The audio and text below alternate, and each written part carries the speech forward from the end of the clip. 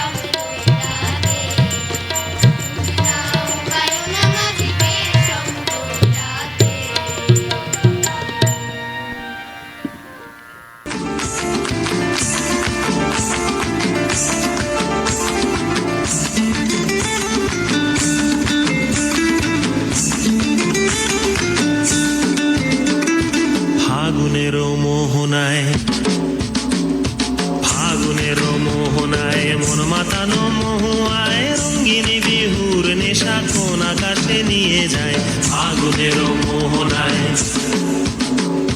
ফাগুনের মোহনায় মন মাতানো মহুয়ায় রঙিন বিহুর নেশা কোন আকাশে নিয়ে যায় ফাগুনের মোহনায়। ও মোর মন হারিয়ে যায়, মোর মন হারিয়ে যায়, কন্যের তোর ভাবনা ঝিলমিলিয়ে যায় রে ঝিলমিলিয়ে যায়। ও মোর মন হারিয়ে যায়, মোর মন হারিয়ে যায়, কন্যের তোর ভাবনা ঝিলমিলিয়ে যায় রে ঝিলমিলিয়ে যায়। কোন চেনা দেশের তরে তোর সাথে ইতে পান্তরে মোর মনের প্রজাপতি নাচি নাচি ঘুরি ঘুরি উড়ি উড়ি উড়ে যায় মন হারানোর ঠিকানায়। ফাগুনের মোহনায় মন মাতানো মহুয়ায় রঙিন বিহুর নেশা কোন আকাশে নিয়ে যায় ফাগুনের মোহনায়।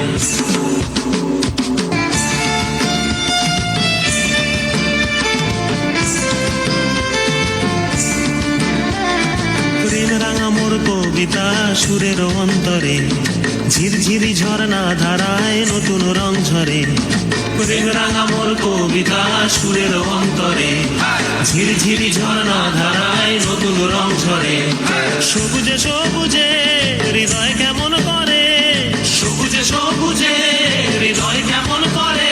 ও মোর দিন উড়িয়া যায় রে দিন উড়িয়া যায়, কন্যের তোর ভাবনা গুনগুনিয়ে যায় রে গুনগুনিয়ে যায়। ও মোর দিন উড়িয়া যায় রে দিন উড়িয়া যায়, কন্যের তোর ভাবনা গুনগুনিয়ে যায় রে গুনগুনিয়ে যায়। তোর স্বপনের ভ্রমরি মোর প্রেমেরও প্রহরী, তোর স্বপনের ভ্রমরি মোর প্রেমেরও প্রহরী। হৃদয়ের বাগিচায় নাচি নাচি ঘুরি ঘুরি উড়ি উড়ি উড়ে যায় মন হারানোর ঠিকানায়। ফাগুনের মোহনায় মন মাতানো মহুয়ায় রঙিন বিহুর নেশা কোন আকাশে নিয়ে যায় ফাগুনের মোহনায়।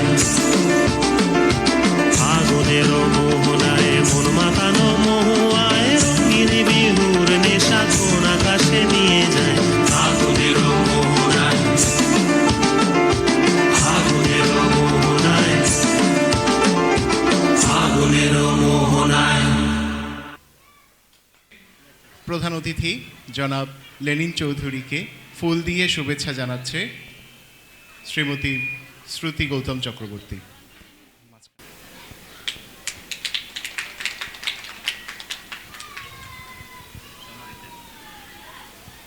আজকের বিশেষ অতিথি শ্রী নিত্যানন্দ বর্ধনকে ফুল দিয়ে শুভেচ্ছা জানাচ্ছে সমরিতা।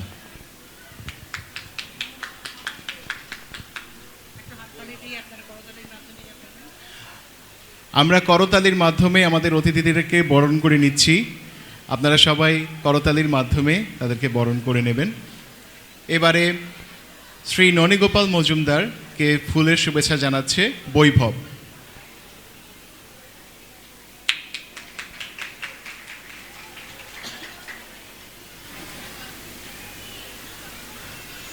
আজকের বিশেষ অতিথি শ্রী সুজিত কুমার ভৌমিককে ফুলের শুভেচ্ছা জানাচ্ছে সুষময়।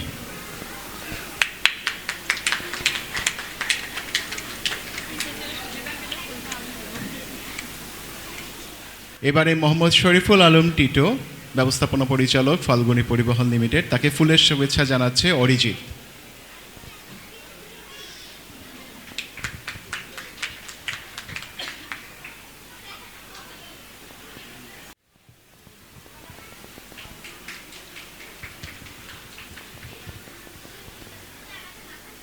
সবাইকে ধন্যবাদ আজকের অনুষ্ঠানে উপস্থিত থেকে আমাদের অনুষ্ঠানকে আরও। সবাইকে শুভ নববর্ষ। সবাই ভালো থাকেন, সুখে থাকেন, শান্তিতে থাকেন। আজকের অনুষ্ঠানের প্রধান অতিথি ও অন্যান্য বিশেষ অতিথি ও আমার সঙ্গীত নিকেতনের কোমলমতি ছাত্রছাত্রী এবং অভিভাবকবৃন্দ, সবাইকে আর একবার শুভ নববর্ষ। আজকে আমি ব্যক্তিগতভাবে খুব সুখের দিন। সেটা হচ্ছে আমি সবসময় একটা জিনিসকে খুব চাই, সেটা হচ্ছে আমি যখন যাকে সনদপত্র দেব, যখন যার সাথে পরিচয় করিয়ে দেব, নির্ভেজাল একটি মানুষ হবে। কারণ আপনারা দেখেছেন ইতিপূর্বে আমি যখনই এই অনুষ্ঠান করতাম, আমার প্রধান অতিথি একজনই ছিল, ফিক্সড, সে অনুপ ভট্টাচার্য।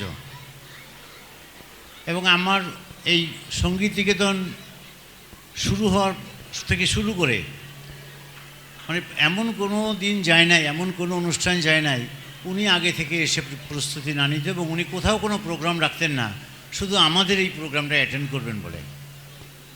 শুধু এই না, আমার আরও এখানের আরও কয়েকটা অনুষ্ঠান আছে, যেমন আমরা সরস্বতী পূজা করে থাকি। এই সমস্ত জায়গাতেই উনি মাঝে মধ্যে আমাকে বলতেন, বাপু তুমি, ভাইও তুমি, বন্ধুও তুমি। এবং আপনারা শুনলেও অবাক হবেন, আমাদের জীবনের সবচেয়ে শ্রেষ্ঠ সম্পদ হচ্ছে একখানা হারমোনিয়াম আর এই তবলার তানপুরা, এই হচ্ছে শ্রেষ্ঠ সম্পদ। এই তিনটা জিনিসই উনি আমাকে দান করে গেছেন। উনি যে মারা যাবেন তা তো উনি জানতেন না। উনি বলছেন যে এখন আর আমি করবো না, যখন গান গাবো তোর এইখানে বসে এসে গান গাবো। আমি মাঝে মধ্যে খুব অবাক হয়ে যেতাম। আমি দেখতাম ওই যে সালমা যে গানটা করছে, লালন তোমার আর শ্রীনগর কত দূর আর কত দূর, সেটা শুরু আমার এইখানে বসে উনিই করে দিয়েছেন। এবং ওনার সুবাদে বিভিন্ন শিল্পীরা এখানে আসছে এবং ওনার কাছ থেকে ওই সুর করে নিয়ে যেত। আর ওনাকে সুর করার হতে আর ঝামেলাও ছিল। উনি আগে বলতেন গোবিন্দর সাথে দেখা করো, ওই গানটা দেখাও। যদিও গান আমাকে বলে যে হ্যাঁ হবে, সুর হবে, তাহলে হবে। তা আমি আবার বলতাম যে আপনি কেন আমাকে এই ঝামেলার মধ্যে ফেলান? উনি বলতেন দেখো সবাই গান লেখে, বোঝে না, তার ফলে সবাই যদি সবাইকে না বলে দিলে অত অসন্তুষ্ট হবে। ওনাকে দিয়ে গান করানো খুব কষ্ট ছিল, তার থেকে বেশি কষ্ট ছিল ওনাকে থামানো। আজকে ওনাকে আমরা স্মরণ করছি, যার জন্য একটু বেশি কথা ওনা নিয়ে বললাম, না বললেই নয়। মানে যখনই আমরা আমাদের আজকে প্রধান অতিথিকে পেয়েছি, আপনারাই চেনা মুখটিকে অনেক দেখেছেন, আপনারা মনে রাখতে পারবেন কিনা আমি জানি না। আমাদের বৈশ্বিক যে এটা গেল মহামারীটা, করোনার সময় প্রতিনিয়ত যে স্বাস্থ্য সেবাটি দিয়ে থাকতেন বিভিন্ন মাধ্যমে, সে হচ্ছে এখন ওনাকে আবার ডক্টর লেনিন বলা খুব কষ্ট। উনি আমাকে আগেই বলেছেন যে আমাকে কোনো ডাক্তার না, উনি জনসেবায় আমি আমার জানা মতো মেডিসিনের এত ভালো ডায়াগনোসিস আমি কখনো দেখি নাই। আমি বিভিন্নভাবে ওনার ওখানে গেছি। ওনার সাথে যে সহধর্মিণী আছেন, ওনার একটা ছোট্ট গল্প বলি। লেনিন ভাই আমার এক মাসিকে রেফার করলেন ডাক্তারের কাছে। উনি তখন আমাকে চেনেন না। লেনিন ভাইয়ের সাথে আমার পরিচয় হচ্ছে ওই জন্মসূত্রে প্রাপ্ত পরিচয়, অর্থাৎ আমার ভাই, আমার ভাইয়ের বউ, আবার আমি ব্যক্তিগতভাবে ওই সংগঠনগুলির সাথেওভাবে সময় দিতে পারি নাই, কিন্তু মানসিকভাবে ওর সাথেই জড়িত। যেমন খেলাঘর বলেন, উদিচি বলেন, যে কটি অসাম্প্রদায়িক এবং সমাজের উন্নয়নের জন্য যে সংগঠনগুলি কাজ করে থাকে, সেই জায়গাটায় লেনিন ভাই হচ্ছে সবচেয়ে একটি বলিষ্ঠ কণ্ঠস্বর। তো আমার ভাই আজকে আসবার কথা ছিল, হয়তো ছুটি পায় নাই দেখে আসতে পারে না। আমার ভাইয়ের বউ এরা লেনিন ভাইয়ের সাথেই বেশি যুক্ত। লেনিন ভাইয়ের সাথে আমি যোগাযোগ করে আমার মাসিকে ওনার ইয়েতে দিলাম। আমি ডক্টরের কাছে গেলাম। ডক্টর বললেন যে দেখে আমাকে বললেন ওনার কি হয়। তাই আমি বললাম আমার মাসি হয়, ওই মা হয়। এরপরে মা হয় বলে উনি আমাকে এমনভাবে বকাবকি করলেন। আমার সাথে আরও কয়েকজন লোক ছিল, গৌতম বোস, শ্যামল সেন, এটাও তখন ছিল। তেমনভাবে রাগারাগি করলেন যে নিজেরা তো খেয়ে দিয়ে ভালো আছেন, মায়ের অবস্থা তো খারাপ, হেমোগ্লোবিন কমে গেছে, এদিকে লক্ষ্য রাখেন না। সাথে সাথেই উনি বললেন যে কোনো কথা নেই, তাকে ব্লাড দিতে হবে। যাই হোক, আমার সেই কথায় না বা গেলাম, অনেক করে ট্রিটমেন্ট হলো। যা করলেন সেটা আমি আপনাকে ওনাদেরকে কথা বলে আমি আপনাদের কাছে ছোট করতে চাই না। তার কারণ হচ্ছে আমি যখন ভর্তি করছি তারপর থেকে যখন চলে আসব তখন আমি লেনিন ভাইকে বললাম যে আমি কত দেবো, হ্যাঁ যা খুশিতেই দিয়ে যান, মানে এইটা নিয়ে। তা আমাকে উনি যা পারছেন ততটুকু হেল্প করা দরকার সবই করছেন। ঘটনাটা আমি যেটা বলবো সেটা হচ্ছিল, এরপরে আমার আর একজন রুগী এবার এসে গেছে। তো এর মাঝখানে লেনিন ভাইয়ের সাথে আমার আর কোনো যোগাযোগ হয় নাই, আর আমি যোগাযোগ করার চেষ্টাও করিনি। কিন্তু যখন 6 মাস পরে আর একজন রুগী আসছে, তখন লেনিন ভাইকে কীভাবে বলবো যে আমার রুগী, আগের রুগী ভালো আছে, এ কথা তো আপনাকে কখনো বলি নাই, এখন তো আবার নতুন রুগী। তো লেনিন ভাইকে এই কথাটা আমি বললাম। বলার পরে লেনিন ভাই বললেন, পেশেন্ট যখন কান্নাকাটি করে না, পেশেন্টের লোক যখন খবর নেয় না, তখনই আমরা বুঝি পেশেন্ট ভালো আছে। এই হচ্ছে লেনিন ভাই। ওনার আপনারা শুনে খুশি হবেন, ওনারা কিন্তু আমাদের প্রতিবেশীই ছিলেন, এখন এখানে থাকেন না। কিন্তু দুজনে মিলে ওনাদের একটি বড় অর্গানাইজেশন হেলথ অ্যান্ড হোপ যে হসপিটালটি আছে পান্থপথের মোড়ে, এটা ওনারাই চালান, ওনাদেরই হসপিটাল। এবং মানে এসব কথা বলা আমার নিষেধ আছে, তারপরেও বলছি আর কি। যাই হোক, সবচেয়ে বড় কথা হচ্ছে অসাম্প্রদায়িক চেতনার একজন সৈনিক, আমরা একজন নিরহংকারী লোককে আমরা আজকে পেয়েছি। আর যে কথাটা আজকে সবাইকে বলবো সে কথাটা হচ্ছে,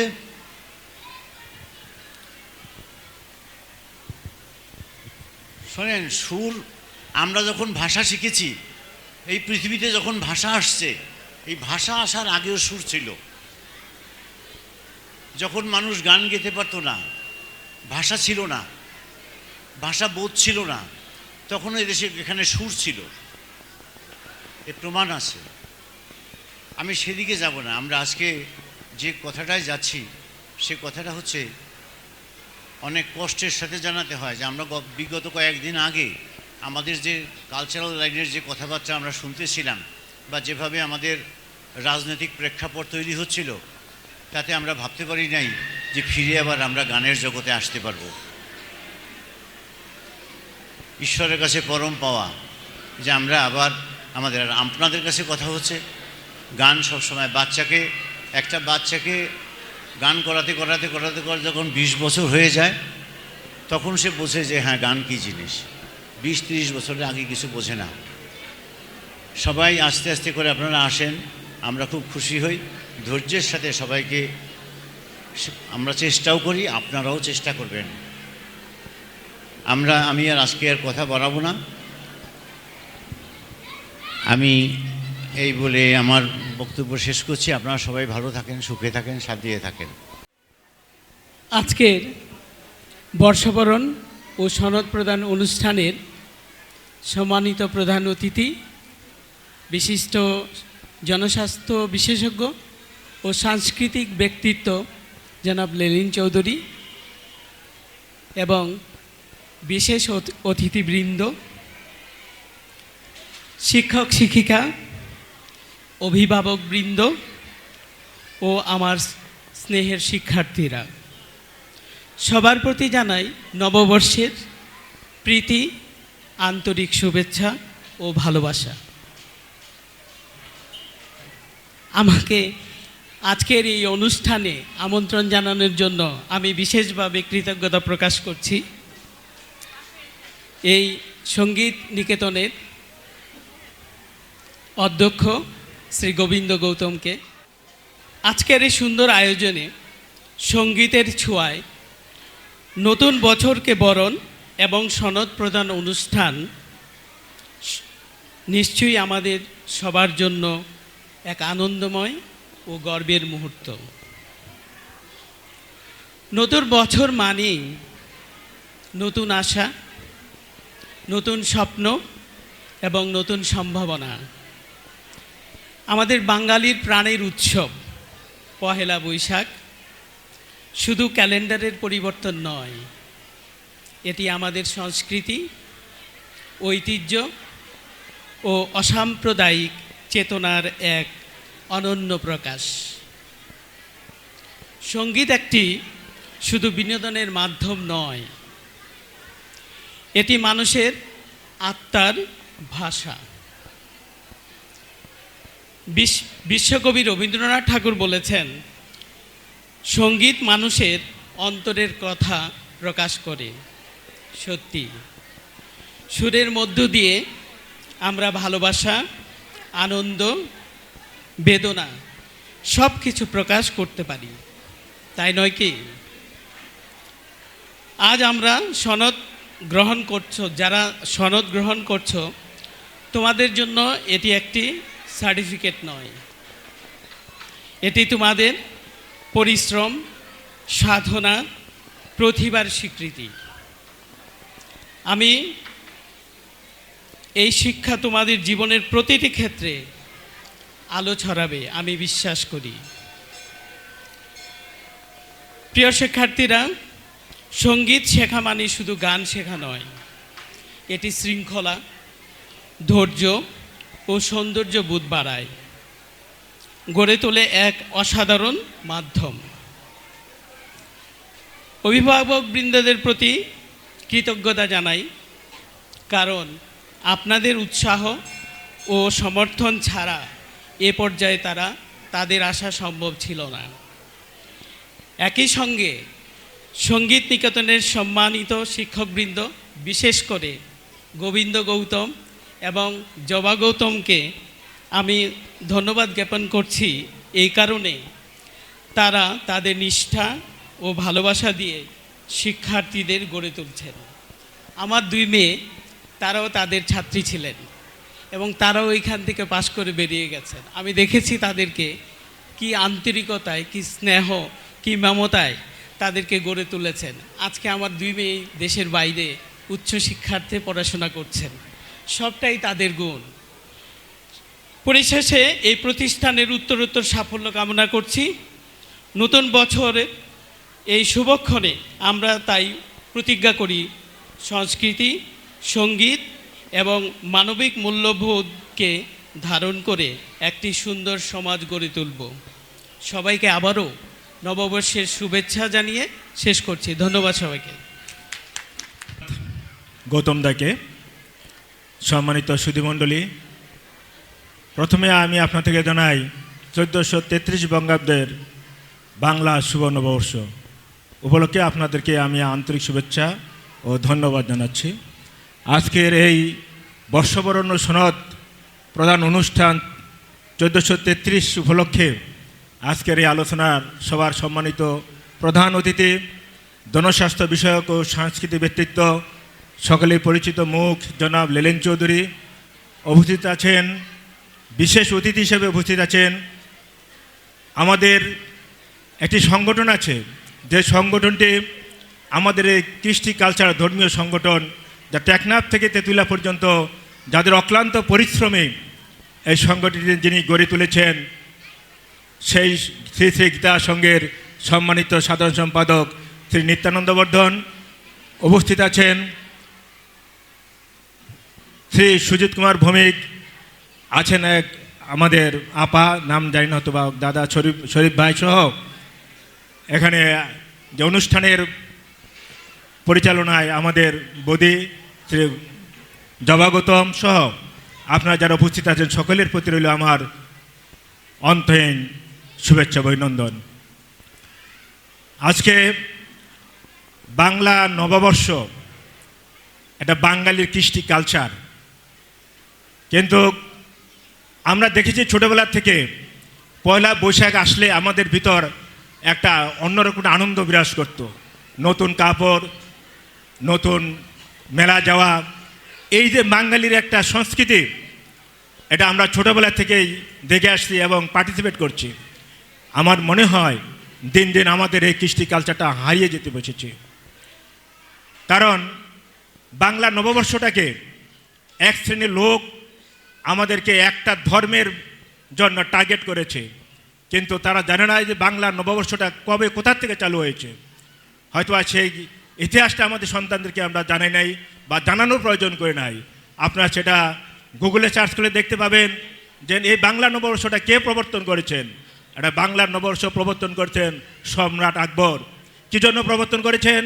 যে তখনকার হিজলি সনে যে আপনাদের খাজনা আদায় করতে অসুবিধা হতো, তখন তার জ্যোতির্বিজ্ঞানী সম্ভবত ফলেহ ওনাকে নির্দেশ দিয়েছিলেন যে একটি নববর্ষ একটি ক্যালেন্ডার তৈরি করতে। তিনি সৌর জগৎকেই, তিনি যেহেতু একজন জ্যোতির্বিজ্ঞানী ছিলেন, তিনি সৌর জগৎকে টার্গেট করেই এই বাংলা নববর্ষ বাংলার ক্যালেন্ডারটা তিনি তৈরি করেছেন। অথচ দেখেন এই বাংলা নববর্ষটাকে আমাদের এক শ্রেণীর লোক হিন্দু কালচার বলে আমাদের পুরাপুরি বাঙালি সত্তাটাকে মুছে দেওয়ার চক্রান্ত করেছে। আমি মনে করি এই শ্রেণী লোকগুলা শুধু স্বাধীনতার সংগ্রামে নয়, আমাদের বাংলার এই অস্তিত্বকে বিলীন করার চক্রান্ত করতেছে।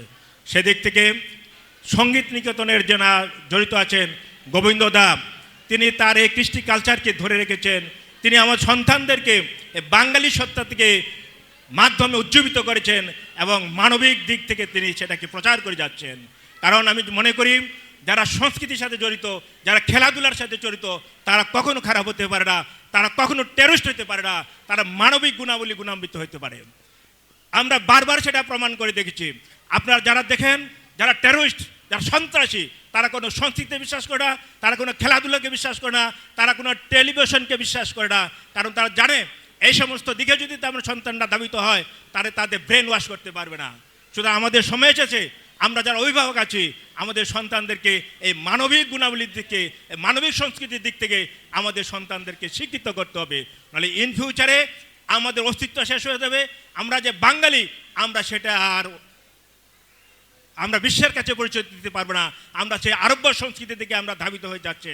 সুতরাং আমি এই স্বল্প সময়ে আপনাদেরকে, অভিভাবকদেরকে অনুরোধ করব, আমরা যখন ফেসবুক দেখি, সামাজিক যোগাযোগ মাধ্যম দেখি, আমাদের সন্তানরা কিভাবে মানে বিপদের দিকে ধাবিত হচ্ছে, অভিভাবক হিসাবে আমাদের দায়িত্ব আছে আমাদের সন্তানরা যারা এই পথে ধাবিত করতেছে তাদের সম্পর্কে আপনাদের খোঁজখবর রাখা।